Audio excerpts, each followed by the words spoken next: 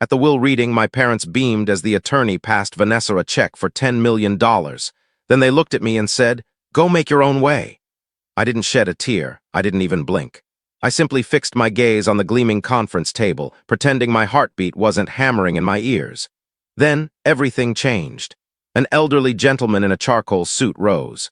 "There is one additional document," he announced, producing a faded envelope bearing my grandfather's unmistakable script. My mother's smile vanished. My father's fingers jerked. Vanessa's eyes turned to slits.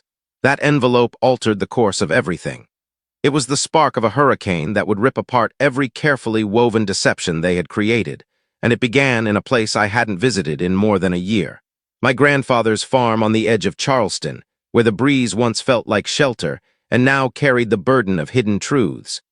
I hadn't returned to the farm since the spring before grandfather died. It was strange how a place so known could suddenly feel alien. The gravel crackled beneath my boots as I climbed out of the car, and the wind chimes on the veranda, once the melody of lazy summer days and sweet tea steeping on the sill, now rang empty. Echoes of something gone. I paused before knocking. The white paint on the door was flaking, same as ever. The magnolia trees still leaned too far eastward, yet I didn't feel invited. When the door groaned open, I half expected emptiness. Instead, I heard, "So you finally decided to come back." My grandmother's voice was unchanged, sharp enough to slice crystal. Her arms were folded, her jaw set like granite. I stood rooted, searching her face for anything familiar. Warmth, relief, bewilderment. There was only ice. "Grandma, what is happening?" I asked, moving closer. "They told me you were too occupied, that you didn't wish to be disturbed, that you'd built a new life far away." Her tone wavered, then hardened again. "Your grandfather asked for you, Claire. Every single day while he lay dying, he called your name." My throat went dry.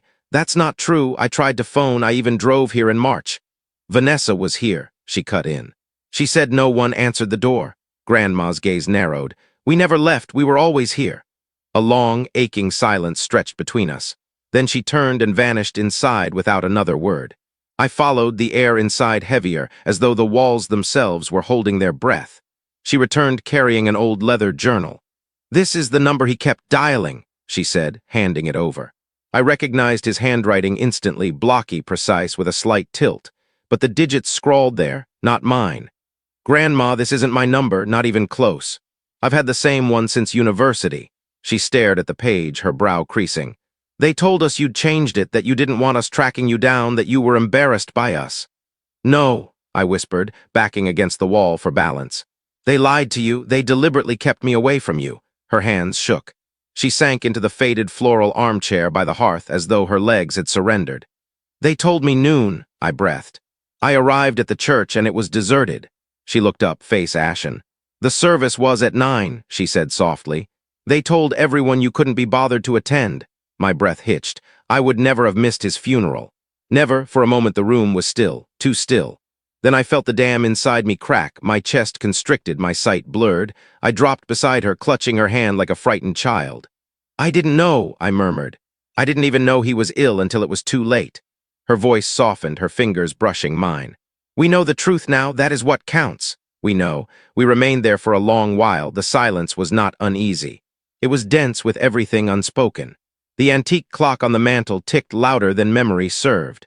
Outside, the breeze rose, scattering dry leaves across the porch like restless ghosts. At last, Grandma rose.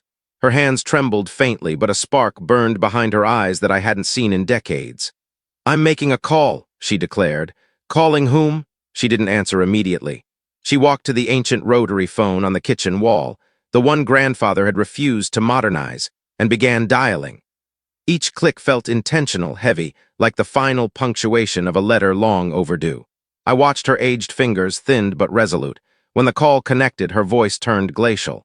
"Betty, I need you, Jacob, and Vanessa here, immediately." A muffled protest leaked through the receiver, but she silenced it. "No, it cannot wait 1 hour." She hung up without farewell, then she turned to me. "The lawyer is coming too," I blinked. "Grandfather's lawyer?" She nodded. "Your grandfather left certain directives, but he insisted they be read only when everyone is present. So that is precisely what we will do." I said nothing.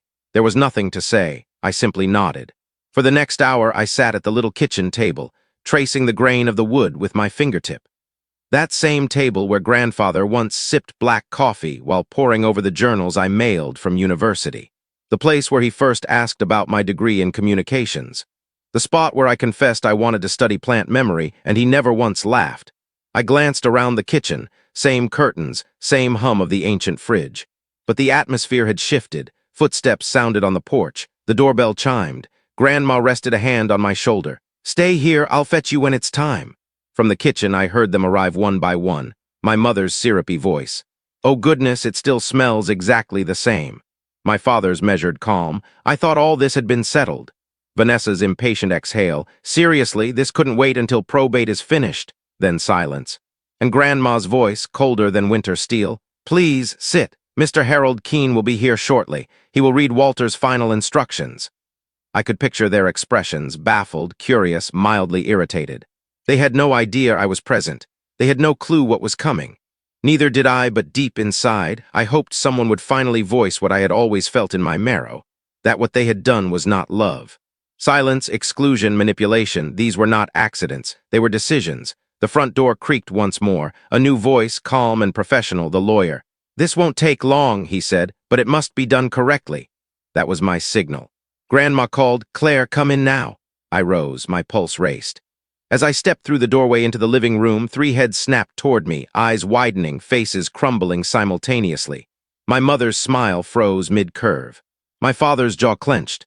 Vanessa went white as paper. The air crackled like static. They weren't merely shocked to see me. They were afraid. All three simply stared. My mother blinked as if confronting a specter. My father tugged at his collar, an anxious habit I hadn't witnessed in years. Vanessa's lips parted, but no words emerged. She looked as though someone had torn the script from her grasp mid-scene. I held my spine straight. If they expected me to shrink, they would be sorely disappointed. Grandma motioned to an empty armchair opposite them. I lowered myself slowly, steadying my breathing. Mr. Keene offered me a brief, courteous nod, then opened his leather case and withdrew a thick manila envelope. "This," he began, "is the last will and testament of Walter R. Whitman, recorded and sealed according to his wishes. In addition to the formal documents, he included a handwritten letter to be read aloud." No one uttered a sound. He cleared his throat and continued. "To my wife, Margaret Whitman." Grandma didn't flinch. "I bequeath our family farm, the house, and sufficient funds for her comfort and care. She knows where to find the rest." He turned the page. "To my granddaughter, Claire Whitman." The room seemed to contract. I felt it. "I bequeath the Whitman Research Center located at 317 Laurel Creek Road, Charleston, including all laboratory equipment, endowment accounts, active patents, and intellectual property currently registered under Whitman Innovation." A sharp intake of breath, not mine. My mother's gaze darted to Vanessa. I kept my hands folded calmly. Mr. Keene went on.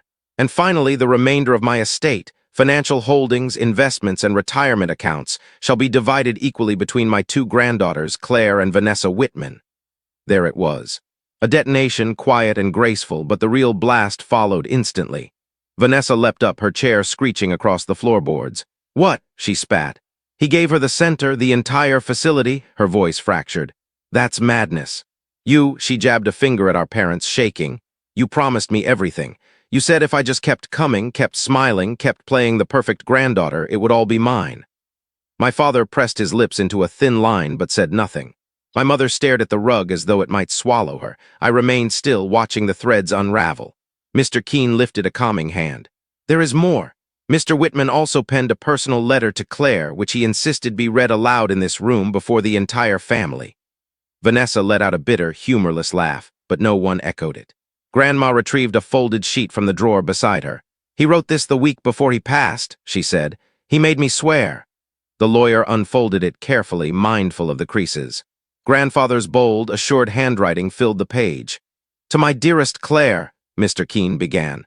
"If this letter is being read, I am no longer beside you, yet my faith in you burns brighter than ever." The words struck me like sunlight through an open window. "You were always the quiet observer, the deep thinker, the one who asked, why, when others accepted the surface."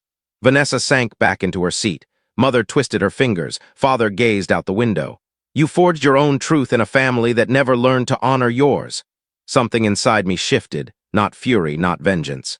Simply acknowledgement. You were never an error, you were the legacy of which I was proudest. Tears clouded my sight, but I refused to look away. I wanted them to hear every syllable, every single one. Mr. Keen's voice stayed even, though the weight of the words thickened the air. I watched you clutch that little notebook at age 7, timing how long it took raindrops to fill a jar. I saw your face ignite when you discovered patterns while others saw only distractions. My chest tightened. I still owned that notebook. He continued. I saw how your light dimmed when your mother dismissed you, how your father changed the subject whenever you shared something that thrilled you. Mother drew a sharp breath. I didn't glance her way. Vanessa was simpler for them, the letter read. She shone in ways they understood, but you, Claire, you radiated in ways they could not comprehend, and rather than learn your language, they closed the door. Vanessa shifted, arms locked across her chest. I do not entirely fault her. She performed the role they offered, but you authored your own character, and that, my girl, demands courage. A tear slipped down my cheek. I let it fall. I remember the day you won your first science fair and begged me to hide the trophy. You said, if I don't show it, maybe they'll stop treating me like I belong to someone else. A pained exhale escaped, perhaps my father's. You deserved celebration, Claire, not invisibility. Though I cannot undo the harm, I can give you a sanctuary that is wholly yours, a place to create without apology, without their shadows. Mr. Keen paused, refolding the letter with care. The silence that followed was not hollow. It brimmed with memory, bitterness, and something fresh, lucidity. I cleared my throat. I remember that science fair, I said quietly, slicing the tension. Mom didn't come. She was at Vanessa's dance rehearsal. Vanessa flinched. I came home clutching that trophy like it was shameful. My father finally spoke. Claire, this isn't the moment to dredge up old grievances. No, I replied, my voice sharpening. It's the only moment. Because all I ever heard from either of you was, why can't you be more like your sister? I turned to Vanessa.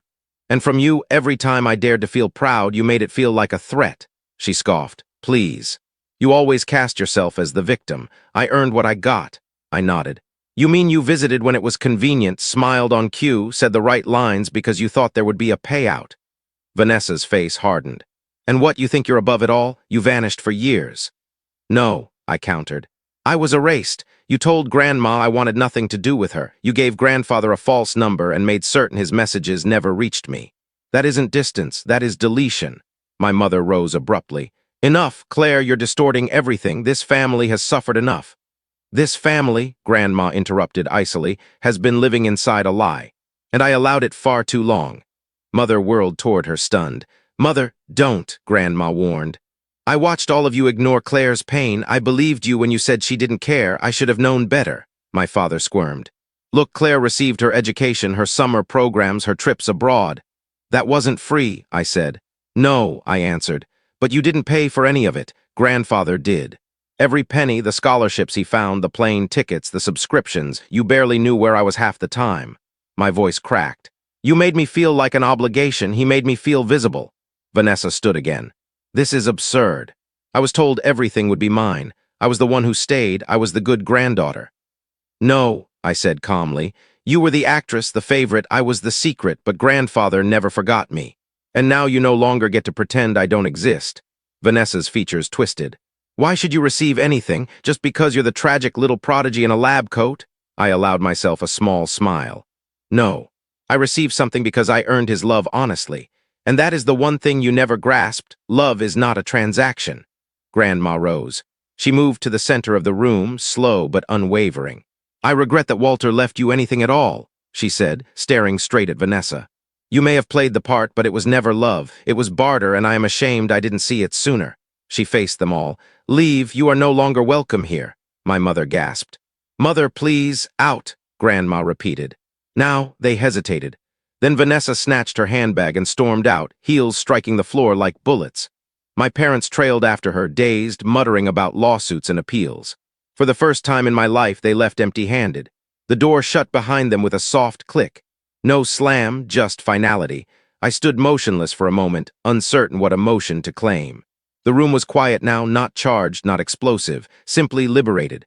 Grandma passed me and lowered herself onto the sofa. Her hands, which had shaken earlier, now lay steady in her lap. They'll try again, I whispered. They always do. Perhaps, she replied, but this time we are under no obligation to open the door. It took time for that truth to settle. For years I had lived by an unspoken pact. If I achieved enough, proved myself enough, remained useful enough, perhaps one day they would truly see me. Call me daughter, sister, family without hesitation. But standing in that room with grandfather's words still floating in the air, I understood something achingly clear. I had been trying to earn affection from people incapable of offering it. And grandfather, he had recognized that long before I did. "I need some air," I said. Grandma nodded and I stepped out onto the back veranda. The boards groaned beneath me, a sound that once meant home. Now it meant transformation. The magnolia blossoms still perfumed the far corner.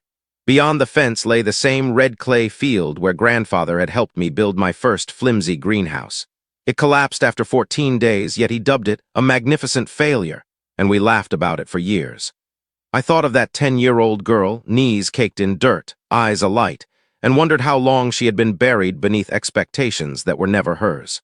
When I returned inside, Grandma had set the kettle on the stove. She moved deliberately now, every motion purposeful. "You know," she said, "Walter began planning that research center 5 years ago, long before the illness." I stared, startled. "He told me he wanted you to have a space where you never needed permission to be entirely yourself." The tears came quietly, cleanly, no sobs, just release. That night I slept in my childhood room for the first time in years. The wallpaper had faded, the mattress sagged, but the ceiling still bore those glow-in-the-dark stars grandfather had helped me arrange into accurate constellations when I was 9. He never questioned the precision. Lying there, I realized the house no longer felt haunted. It felt reclaimed.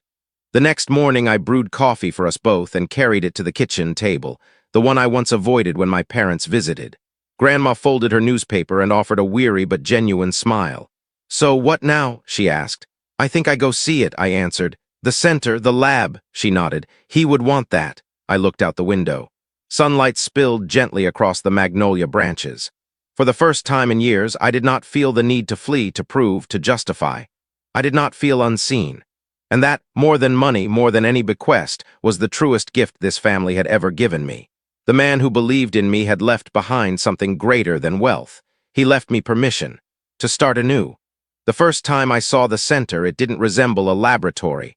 It looked like a restored barn, and that was precisely what it had been. Tucked at the end of a dusty lane off Laurel Creek, the structure boasted wide timber beams, a tin roof, and double doors that belonged on a stable, not a research institute. But inside was wonder. The interior had been completely transformed. Floor-to-ceiling glass lined the eastern wall, flooding the space with dawn light. Workbenches stood in neat rows, laden with pristine equipment, microscopes, spectrometers, tablets, a 3D printer still in its packaging. Shelves held sealed boxes labeled with my name. In the middle of the main room sat a broad bench. Atop it rested my childhood notebook, the one I thought lost forever. Torn pages, childish scrawl, tiny sketches of honeybee dance patterns. My legs nearly buckled. Grandfather hadn't merely built me a lab, he had built me a sanctuary for my mind. Over the following weeks, I moved into the center full-time. I brought on 2 graduate students, Tyra and Micah, old friends from my program who still believed science could remain human. We began modestly. A local grant for water-efficient irrigation, then a collaboration with nearby farmers to trial regenerative crop cycles. We made mistakes, destroyed equipment, wept over rejected proposals and corrupted data. Yet we kept returning. Every morning I unlocked doors to a place that never demanded I justify my existence. A place where intensity, silence, or brilliance were not flaws to apologize for. One afternoon, after a crushing funding denial, I sat alone on the floor surrounded by scattered printouts and cold coffee. I pulled grandfather's letter from my bag, unfolded it to the line.